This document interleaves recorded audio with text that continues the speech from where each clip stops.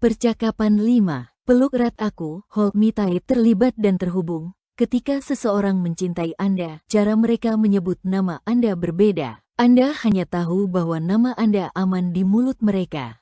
Billy, usia 4 tahun, mendefinisikan cinta, dilaporkan di internet. Ada satu gambaran cinta yang benar menurut Hollywood. Itu adalah momen ketika dua orang saling menatap mata, perlahan bergerak ke dalam pelukan satu sama lain, dan mulai menari bersama dalam sinkronisasi yang sempurna. Kita langsung tahu bahwa kedua orang ini penting satu sama lain, bahwa mereka terhubung. Momen-momen di layar ini hampir selalu menandakan bahwa pasangan berada dalam masa-masa awal romansa yang memabukkan. Jarang sekali digunakan untuk menggambarkan tahap cinta yang lebih matang. Dan disitulah Hollywood salah. Karena momen-momen responsivitas dan keterlibatan yang intens seperti itu sangat penting sepanjang hubungan. Memang, mereka adalah ciri khas pasangan yang bahagia dan aman.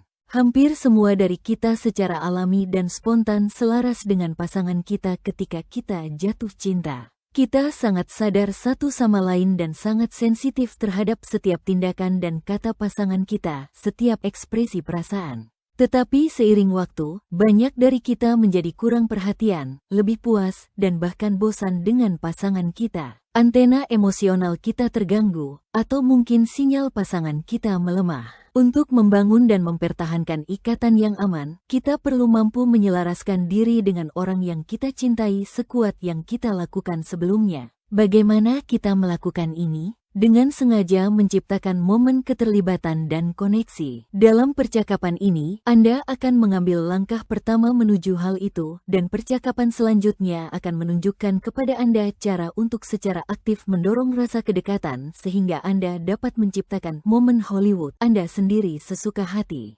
Percakapan Hold Me Tight dibangun di atas rasa keamanan yang telah Anda dan pasangan mulai hasilkan sebagai hasil dari percakapan 1, 2, dan 3 yang mengajarkan Anda cara menghentikan atau mengatasi pola interaksi negatif dengan pasangan Anda, serta untuk menandai dan menamai setidaknya satu dari perasaan yang lebih dalam yang muncul dalam siklus negatif dan momen pemutusan hubungan. Mencari koneksi secara efektif dan merespons dengan suportif sulit tanpa platform keamanan dasar. Dalam percakapan ini, Anda akan belajar bagaimana menghasilkan pola positif menjangkau dan merespons orang yang Anda cintai. Pada dasarnya, Anda akan belajar bagaimana berbicara bahasa keterikatan. Pikirkan seperti ini, jika percakapan 1, 2, dan 3 sedikit seperti pergi berjalan-jalan di taman bersama, maka percakapan 5 seperti menari tango. Ini adalah tingkat keterlibatan emosional yang baru. Semua percakapan sebelumnya adalah persiapan untuk yang satu ini, dan semua dialog yang akan datang bergantung pada kemampuan pasangan untuk menciptakan yang satu ini. Percakapan Hold Me Tight adalah jembatan pamungkas yang membentang di ruang antara dua kesendirian. Menyimpang dari cara biasa kita melindungi diri sendiri dan mengakui kebutuhan terdalam kita bisa jadi sulit, bahkan menyakitkan. Alasan untuk mengambil risiko itu sederhana, jika kita tidak belajar untuk membiarkan pasangan kita benar-benar melihat kebutuhan keterikatan kita dengan cara yang terbuka dan otentik, kemungkinan untuk memenuhi kebutuhan ini sangat kecil. Kita harus mengirimkan sinyal dengan keras dan jelas agar pasangan kita mendapatkan pesannya. Jika kita secara umum menemukan orang lain sebagai pelabuhan yang aman dan memiliki ikatan yang aman dengan kekasih kita, maka lebih mudah bagi kita untuk menjaga keseimbangan emosional kita ketika kita merasa rentan, terhubung dengan perasaan terdalam kita, dan menyuarakan kerinduan keterikatan yang selalu menjadi bagian dari diri kita. Jika kita merasa tidak yakin dengan hubungan kita, lebih sulit untuk mempercayai kerinduan kita dan berisiko menjadi rentan. Dalam situasi itu, sebagian dari kita mencoba untuk tetap mengendalikan emosi kita dengan segala cara, menyembunyikannya, dan sebaliknya menuntut apa yang kita butuhkan. Yang lain menyangkal bahwa emosi dan kebutuhan itu ada, tetapi mereka ada di sana. Seperti yang dibisikkan oleh penjahat yang cerdas tetapi pembunuh dalam film In the Cut kepada Meg Ryan, pahlawan wanita yang menghindari kedekatan dengan orang lain. Anda sangat menginginkannya, itu menyakitkan. Percakapan 5 memiliki dua bagian. 1.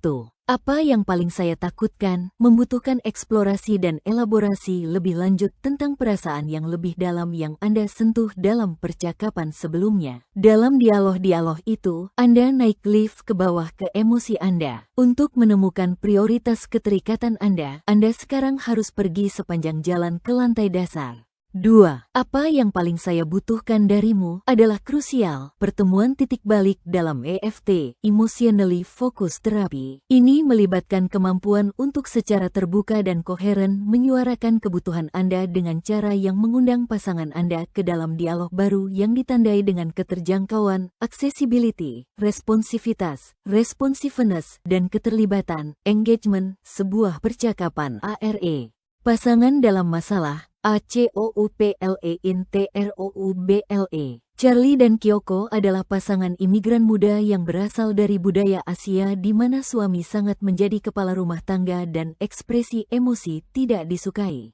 Kyoko telah diberi obat antidepresan oleh dokternya ketika dia menjadi histeris setelah ditolak masuk program pascasarjana universitas. Charlie mencoba membantunya dengan menawarkan saran. Tetapi itu sebagian besar terdiri dari memberitahunya betapa tidak cocoknya dia untuk pilihan karir apapun. Tak perlu dikatakan, itu tidak membantu. Disinilah posisi mereka ketika mereka datang menemui saya. Charlie dan Kyoko dengan mudah mengidentifikasi dialog iblis mereka. Dia tetap menjaga jarak secara emosional dan menyampaikan ceramah logis yang penuh dengan kata seharusnya, sementara dia larut dalam amarah dan keputusasaan yang penuh air mata. Setelah beberapa sesi, mereka dapat menyentuh titik mentah mereka, meskipun masih sulit bagi mereka untuk benar-benar mengeksplorasi kepekaan mereka. Kyoko, yang kecil, eksotis, dan berbicara sangat cepat dengan bahasa Inggrisnya yang bernada manis, menceritakan bahwa masa kecilnya penuh dengan aturan kaku dan dia dijauhi oleh keluarganya sampai dia mematuhi aturan-aturan ini. Saya membingkainya bahwa Kyoko sekarang alergi terhadap diberitahu bagaimana dia seharusnya dan merasa dihukum ketika Charlie menjaga jarak. Dia mencoba menjelaskan kepada Charlie, ini seperti saya sudah di lantai, merasa kecil, dan Anda masuk untuk mengambil alih.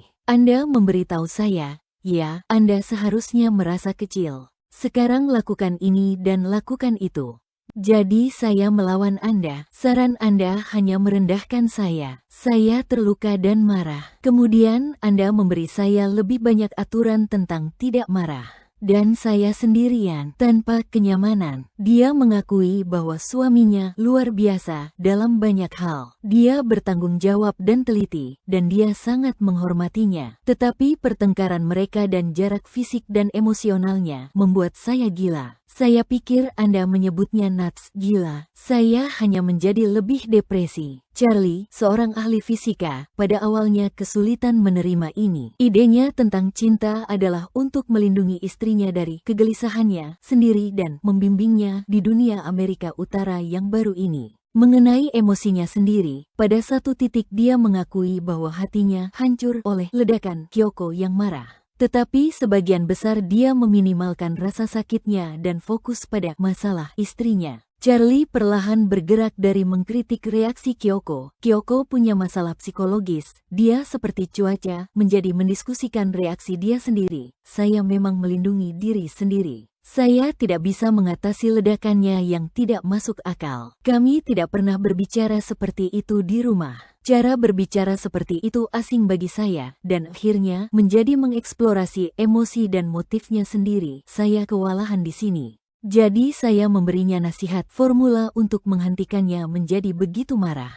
Kyoko menjadi lebih jelas tentang bagaimana dia mendorong untuk menyampaikan maksudnya dan menghentikan Charlie bergerak menjauh darinya. Dia mengakui rasa sakitnya pada kecaman Charlie, dan kemudian mengungkapkan bahwa dia merasa dibuang karena Charlie telah menarik diri dari bercinta atau kontak fisik apapun. Kata-kata kewalahan dan dibuang tampaknya bergema di kantor saya. Pada akhir jam itu, Charlie menyimpulkan, saya kira saran dan logika saya akhirnya menyakiti Kyoko dan membuatnya merasa kecil. Mencoba mengesampingkan perasaannya hanya membuat segalanya lebih buruk. Kyoko, pada gilirannya, mengatakan dia sekarang melihat bagaimana keterpisahan dan logika Charlie adalah penutup untuk ketidaknyamanannya dengan kegelisahannya. Mereka melanjutkan ke percakapan mengunjungi kembali momen sulit. Momen itu terjadi ketika Charlie telah pergi mengunjungi seorang teman dan Kyoko merasa kesepian meneleponnya. Meskipun dia mendengar emosi dalam suaranya, Charlie memotongnya, mengatakan dia sibuk dan harus menutup telepon. Tetapi ketika mereka memutar ulang momen itu, mereka mampu menguraikan apa yang terjadi. Kyoko mengungkapkan bagaimana dia telah memikirkan masalah hubungan mereka dan tiba-tiba memiliki dorongan untuk menelepon untuk mendapatkan sedikit kepastian. Charlie menjelaskan bagaimana begitu dia mendengar intensitas emosional dalam suaranya, dia menjadi cemas dan hanya melarikan diri dari ledakan yang dia takuti akan datang. Kyoko kemudian mengakui bahwa dia memang menjadi sangat-sangat gelisah ketika Charlie menjaga jarak dan bahwa dia dapat melihat bagaimana ini mungkin membingungkan dan membuatnya kewalahan. Keduanya merasa senang bahwa mereka sekarang dapat berbagi bagaimana mereka terkadang kehilangan arah dalam pernikahan mereka dan terjebak dalam mengeluh tentang satu sama lain. Kini, saatnya bagi Charlie dan Kyoko untuk melanjutkan ke percakapan 5 dan mengambil risiko mengakui kebutuhan mereka yang lebih dalam. Apa yang paling saya takutkan? WHATMIMOSTAFRID.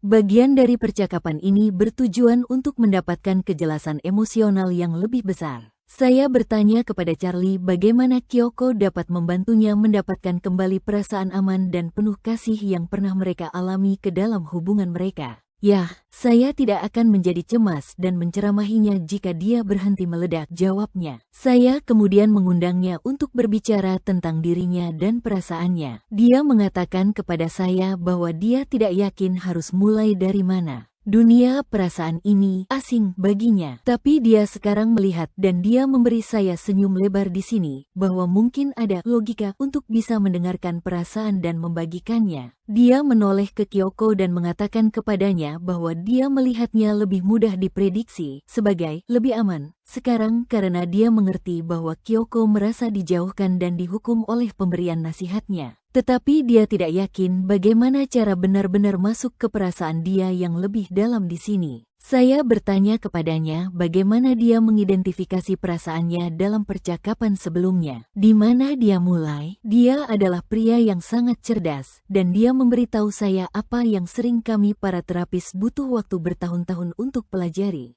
Dia berkata, "Oh, saya melihat dulu pada apa yang menghalangi saya, apa yang membuat sulit untuk fokus pada perasaan. Saya melihat pada saat itu ketika saya menjauh dari perasaan saya dan pergi ke kepala saya mencari formula."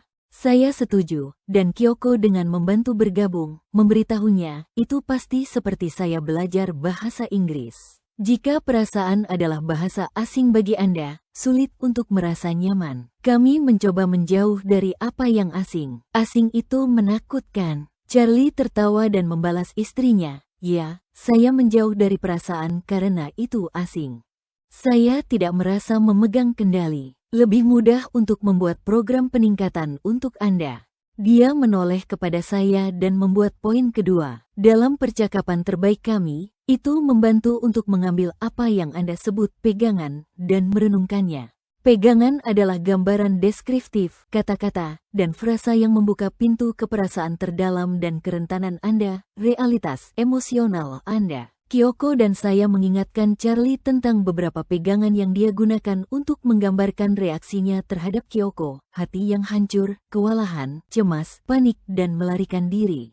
Charlie mengangguk tetapi terlihat ragu. "Sulit bagi saya untuk melambat dan bertahan dengan pegangan itu," bisiknya. "Bahkan hanya untuk membiarkan diri saya mengeksplorasi. Untuk mendengarkan isyarat yang memicu perasaan dan pikiran saya. Saya tidak tahu kemana ini akan pergi. Saya lebih mempercayai berpikir. Tetapi mungkin itu tidak cukup di sini." Saya mengangguk dan bertanya kepadanya pegangan apa yang menarik perhatiannya saat ini. Dia berkata dengan pelan, "Oh, itu sudah jelas." Saya pergi ke kepala saya ketika saya tidak tahan dengan ketidaknyamanan, firasat buruk itu. Kyoko dan saya sama-sama sedikit bersandar. Apa hubungan antara ketidaknyamanan, istilah abstrak yang besar ini, dengan apapun? Saya bertanya dengan lantang. Kemudian Kyoko menyela. Dia telah belajar dari percakapan sebelumnya untuk membongkar kata-kata abstrak besar seperti ini agar tidak membajak percakapan.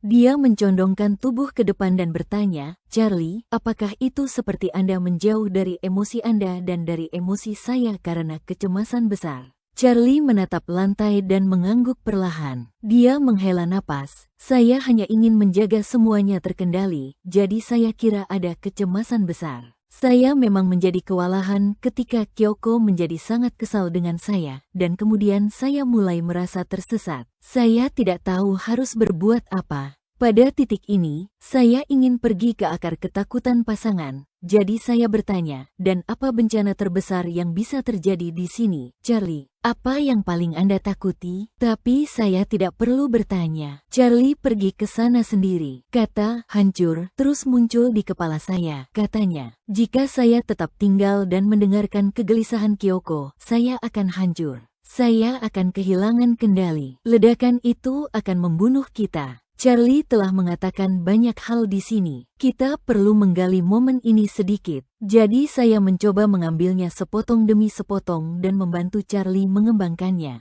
Selalu yang terbaik untuk memulai dengan mengidentifikasi emosi. Saya bertanya, "Jadi Charlie, emosi dasar yang saya dengar dalam hal ini adalah ketakutan. Apakah itu benar?" Dia mengangguk dengan sungguh-sungguh. "Saya merasakannya tepat di sini," katanya, dan menepuk dadanya. Jadi saya melanjutkan, "Tapi apa yang dikatakan ketakutan ini kepada Anda? Apa jika yang mengerikan di sini? Mungkin jika Anda tidak tetap benar-benar tenang, dia akan menjadi lebih tidak terkendali. Mungkin Anda akan mendengar bahwa dia menginginkan sesuatu yang Anda tidak tahu bagaimana memberikannya kepadanya. Jika Anda tetap terbuka dan mendengar bahwa istri Anda terluka, maka Anda belum menjadi suami sempurna yang seharusnya Anda.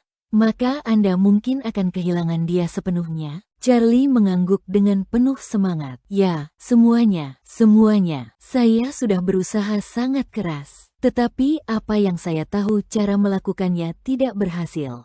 Semakin saya mencoba membuatnya masuk akal, semakin buruk jadinya. Jadi saya merasa tidak berdaya, benar-benar tidak berdaya. Saya pandai dalam segala hal yang saya lakukan. Saya mengikuti aturan, tapi sekarang dia merentangkan tangannya sebagai isyarat kekalahan. Bukankah kita semua menginginkan satu atau dua aturan yang tidak pernah salah tentang cara mencintai dan dicintai? Tapi cinta adalah improvisasi." Dan Charlie memotong pemandu terbaiknya, emosi dia dan pasangannya. Saya bertanya kepadanya, "Mendengarkan sekarang rasa takut dan ketidakberdayaan ini, apa ancaman utama, pesan yang paling menakutkan? Bisakah Anda memberitahu Kyoko?" Dia duduk tegak dan berteriak, "Saya tidak tahu bagaimana melakukan ini. Saya tidak bisa memecahkannya." Dia berbalik lebih ke arah Kyoko dan melanjutkan, "Saya tidak tahu bagaimana menghadapinya ketika Anda tidak bahagia dengan saya. Dan Anda bisa meledak kapan saja. Saya tidak pernah merasa yakin tentang diri saya dengan Anda. Dan saya membutuhkan itu. Saya merasa sangat sedih. Kita datang menyeberangi dunia bersama. Jika saya tidak memiliki Anda," dia menangis. Kyoko menangis bersamanya. Apa yang terjadi di sini? Charlie telah bergerak dan mengungkapkan emosi yang lebih dalam yang berbicara tentang kebutuhannya akan koneksi emosional yang aman dengan istrinya. Dia membentuk pesan keterikatan yang koheren dari gejolak emosinya. Ketika saya melihatnya, dia benar-benar tersenyum kepada saya. Dia tidak terlihat tidak berdaya atau kewalahan. Saya bertanya kepadanya, "Bagaimana kabar Anda, Charlie?" Setelah mengatakan semua ini, "Sangat aneh," jawabnya. "Rasanya senang sekarang bisa mengatakan hal-hal ini. Saya tidak hancur. Kyoko masih di sini, dan entah bagaimana saya merasa lebih kuat. Ketika kita memeriksa dan memberi makna, atau seperti yang saya katakan, mengatur dan menyaring pengalaman kita, tidak peduli seberapa menyakitkan prosesnya, ada rasa lega dan pemberdayaan. Ini adalah Charlie yang baru, yang lebih mudah dijangkau. Bagaimana Kyoko merespons pada saat ini sangat penting. Terlalu sering dalam hubungan yang tidak bahagia, ketika satu orang mengambil risiko dan membuka diri, pasangan lain tidak melihat atau takut untuk mempercayai pengungkapan itu. Saya telah mendengar pasangan menolak langkah baru kekasih mereka ke arah mereka dengan segala sesuatu mulai dari "itu konyol" hingga beberapa versi dari "baiklah, mari kita lihat Anda membuktikannya." Kemudian mereka kembali ke dialog iblis mereka. Kenyataannya adalah tidak ada yang mengambil risiko ditolak dengan mengungkapkan seperti yang dilakukan Charlie kecuali orang lain benar-benar penting. Dan terkadang pasangan yang mengungkapkan harus bersedia bertahan di sana dan terus mengulangi pesan mereka sampai orang yang mereka cintai terbiasa melihat mereka dengan cara yang baru.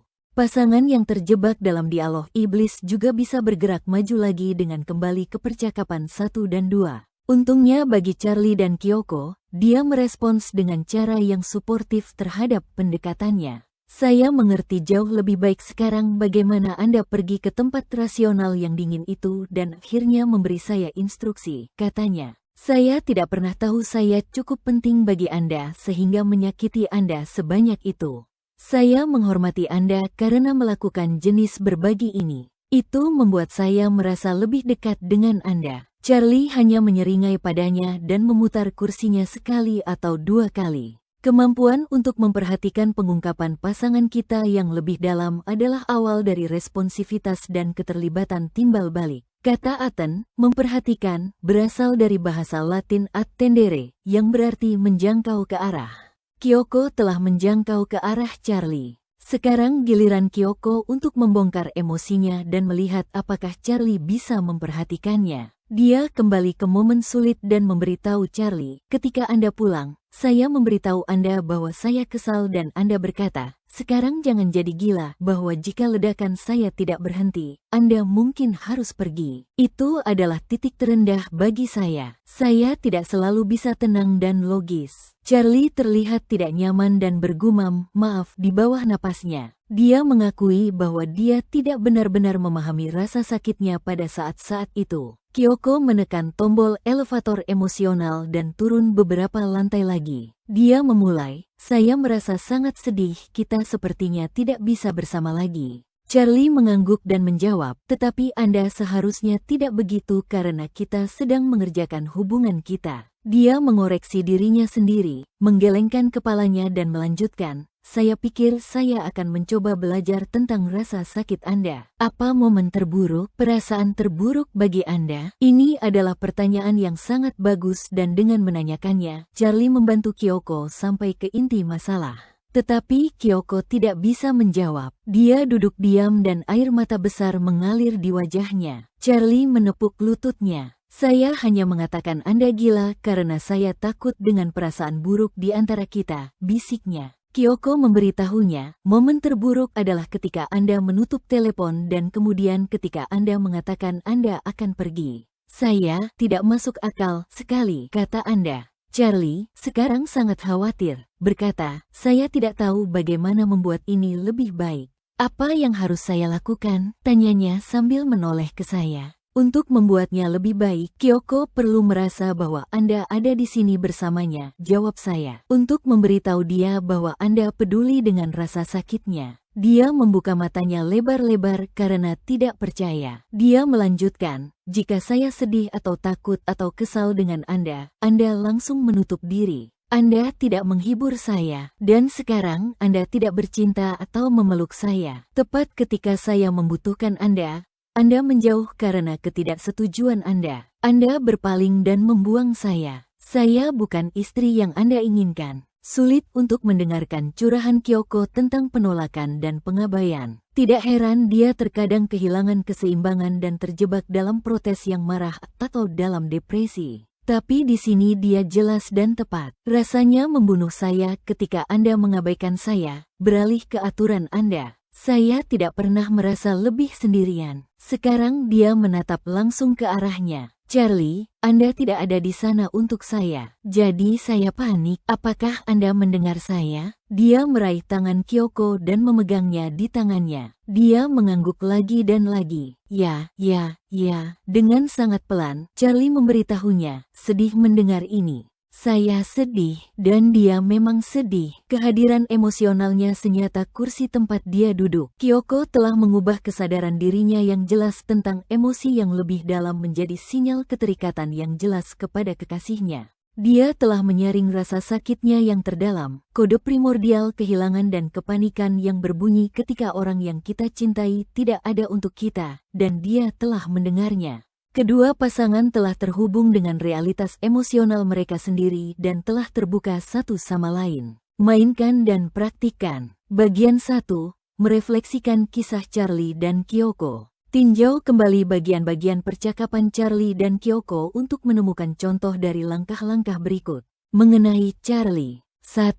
Charlie mulai menguji momen saat ini dan betapa sulitnya terhubung dengan perasaannya. Apa yang menghalanginya untuk mengatakan apa yang dia rasakan? Dia mengatakan dunia perasaan asing baginya dan bahwa dia cenderung pergi ke kepalanya, mencari formula, dan membuat program peningkatan untuk Kyoko. Dia takut kehilangan kendali dan ketidaknyamanan, disquietude. 2. Charlie mengidentifikasi beberapa pegangan dari percakapan sebelumnya dan menahan gambaran, frasa, atau perasaan itu. Ketika dia melihatnya dari dekat, dia dapat melihat bahwa itu benar-benar deskripsi tentang ketakutan, rasa malu, atau kesedihan dan kehilangan. Pegangan yang digunakan, hati yang hancur, kewalahan, cemas, panik, dan melarikan diri. 3. Charlie mengidentifikasi jika yang mengerikan, terrible if, hal terburuk yang mungkin terjadi jika dia mengakui perasaan pasangannya. Jika yang mengerikan, jika dia tetap tinggal dan mendengarkan kegelisahan Kyoko, dia akan hancur, kehilangan kendali. Dia mungkin mendengar Kyoko menginginkan sesuatu yang dia tidak tahu bagaimana memberikannya, atau dia akan kehilangan Kyoko sepenuhnya, yang menunjukkan dia bukan suami yang sempurna seperti yang seharusnya. 4. Charlie mengungkapkan ketakutannya kepada istrinya dan merefleksikan bagaimana rasanya berbagi perasaan mendalam ini dengannya. Dia berteriak, "Saya tidak tahu bagaimana melakukan ini, saya tidak bisa memecahkannya, dan saya tidak pernah merasa yakin tentang diri saya dengan Anda." Refleksi setelah pengungkapan, rasanya senang sekarang bisa mengatakan hal-hal ini. Saya tidak hancur, Kyoko masih di sini, dan entah bagaimana saya merasa lebih kuat. Mengenai Kyoko. 1. Apa momen terburuk bagi Kyoko? Momen terburuknya adalah ketika Charlie menutup telepon, dan kemudian ketika Charlie mengatakan dia akan pergi jika Kyoko tidak berhenti marah. 2. Apa kesimpulan katastrofik yang dia capai? Kesimpulan katastrofiknya adalah, Anda berpaling dan membuang saya. Saya bukan istri yang Anda inginkan. 3. Sebutkan 4 hal yang dilakukan Charlie ketika Kyoko sedih dan takut yang meningkatkan ketakutan keterikatannya. Kyoko menggambarkannya dalam kata-kata tindakan sederhana. Anda langsung menutup diri. Anda tidak menghibur saya. Anda beralih ke aturan Anda, saran, logika. Anda berpaling dan membuang saya. 4. Apa 2 emosi inti Kyoko? Sedih, terkait kehilangan, kesepian, dan takut. Panik, terkait pengabaian, dibuang. Bagian 2. Praktik dengan pasangan Anda. Latihan ini mengikuti langkah-langkah yang dilakukan Charlie. Sangat penting bagi pasangan yang cenderung menjauh, menarik diri, seperti Charlie, untuk memulai, karena lebih sulit bagi pasangan yang memprotes, mengejar, seperti Kyoko, untuk menjangkau tanpa tanda keterlibatan dari kekasih mereka yang lebih pendiam. 1. Temukan pegangan Anda, kembali ke momen sulit dalam hubungan Anda saat ini dan temukan pegangan Anda sendiri, kata, frasa, atau gambaran yang menggambarkan gejolak emosional Anda. Tuliskan. Minta pasangan Anda melakukan hal yang sama. 2. Siapa yang paling menarik diri? Putuskan siapa di antara Anda yang paling sering menarik diri atau lebih pendiam dalam konflik. Pasangan ini akan memulai. 3. Pasangan yang menarik diri, ikuti langkah Charlie. Periksa hambatan, jelaskan kepada pasangan Anda bagaimana rasanya mencoba terhubung dengan perasaan Anda dan apa yang menghalangi Anda. Saya pergi ke kepala saya ketika. Jelaskan pegangan, ambil pegangan Anda, lihat lebih dekat, dan temukan emosi inti di baliknya, takut, malu, sedih, atau kehilangan. Identifikasi terrible if. Jawablah, apa bencana terbesar yang bisa terjadi jika saya tetap di sini dan mengakui perasaan Anda, perasaan saya? Apa yang paling saya takutkan? Contoh, jika saya membuka diri, saya takut saya akan hancur. Atau, jika saya mendengarkan Anda, saya takut Anda akan melihat saya sebagai gagal, tidak mampu. Pengungkapan, ungkapkan ketakutan inti Anda dan perasaan rentan kepada pasangan Anda. Refleksi, setelah berbagi, katakan kepada pasangan Anda, bagaimana rasanya bagi saya untuk membagikan hal-hal ini kepada Anda. 4. Pasangan yang mendengarkan, Kyoko, responsif, beritahu pasangan Anda bagaimana rasanya mendengar pengungkapan ini. Tanyakan, apakah mudah atau sulit untuk memahami pesan itu? Jika sulit, pada titik mana menjadi sulit untuk didengarkan? Perasaan apa yang muncul saat itu? Periksa perasaan bersama, diskusikan perasaan yang muncul di langkah 4.